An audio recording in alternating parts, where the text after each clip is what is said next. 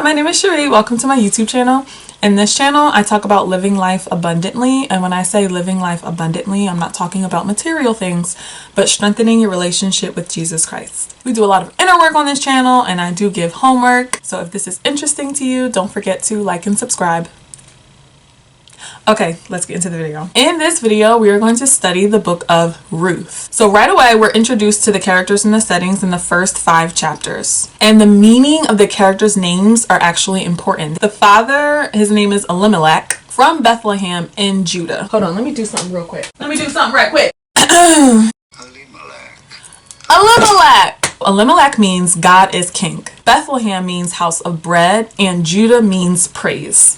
So we have God is king, living in the house of bread, in praise. I think that's really cool. But in Bethlehem, Judah, there's a famine. So there's no food, and Elimelech decides to travel to the town of Moab, which represents the world. And when I say the world, I don't mean like the earth. I mean the lifestyle that is outside of the lifestyle that God wants us to have. Then we have Naomi, which is Elimelech's wife, and Naomi means pleasant. Then they have 2 sons, Malon and Chilion. That's how I imagine it. So the whole family, they end up moving to Moab because of the famine, and eventually Elimelech, the father, dies. Then the 2 sons, Malon and Chilion, they end up marrying 2 women who were from Moab. Now remember, Moab represents the world. So the people of Moab, their lifestyle is different than the lifestyle that God wants them to have. So automatically we learn that they're unequally yoked. Then the sons end up dying. So Naomi has lost her husband and both of her sons.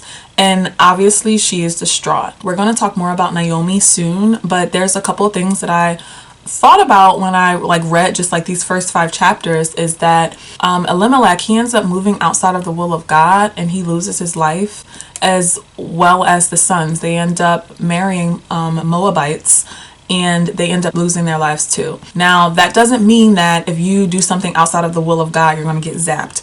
But I do kind of just see that as a representation of sin equals death. And it may not be a physical death. It can be a death of a relationship, a death of a career, a death of your reputation, a death of a company. But all of your actions do have consequences. And please don't take this the wrong way and say oh, they did something wrong, they died. Because the Bible does not say that. And a lot of times the Bible will say that the Lord took someone's life. So that's not necessarily what happens here. I can be completely wrong. That's just something that I thought about. So moving back to Naomi, Naomi is distraught. She starts from living a hard life to now a desperate life. The reason why it's so desperate now is not only does she have to go through that grief of losing the 3 people who are most important to her, but there were laws stating that widows weren't really allowed to work, and there was really no way to support herself. So she had to end up moving back to the land of Bethlehem in Judah. And when she decided that she wanted to move back, she told Ruth and Orpah. I have to think not to say Oprah because it's spelt so similar. They were the wives of Naomi's 2 sons. So she tells her daughter-in-law, I have nothing to offer you. You need to go, be separate from me, go back to your families, find a husband, and move on with your life. So they're all crying, they're all distraught. And Ruth is you know what? No, I'm not leaving you. Naomi tells Ruth, I am no longer Naomi, call me Mora. And Mora means bitter. So Naomi goes from pleasant to bitter. And Naomi insists. She's like, Ruth, go. And Ruth is like, no, your people is going to be my people. Your God is going to be my God. I want to just pause here because when I was reading this, I thought this was interesting because, Ruth obviously has her own family. We don't know anything about her family. We don't know where she comes from. But she's literally in the land of where she grew up. And she's like, you know what? No, I'm staying with you.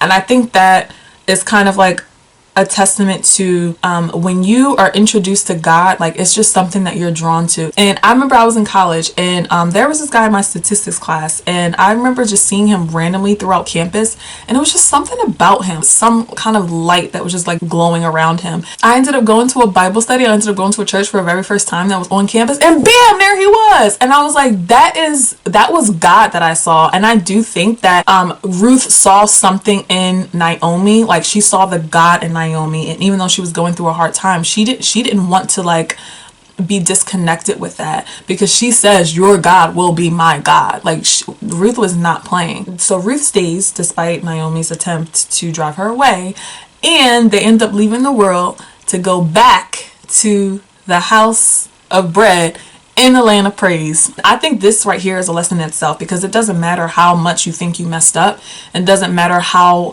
far gone you think you are, God always wants you to come back home. And it also is a testament to why we can't forsake the gathering. Like, it's important for us to go to church. It's important for us to have that community, have that fellowship, and praise together and worship together, because iron sharpens iron. So at the end of the chapter, we see Naomi going back home with Ruth, where she has a chance of survival. I hope this was a blessing to you.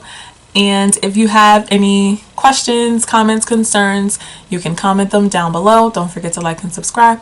And I will see you in the next video. Bye!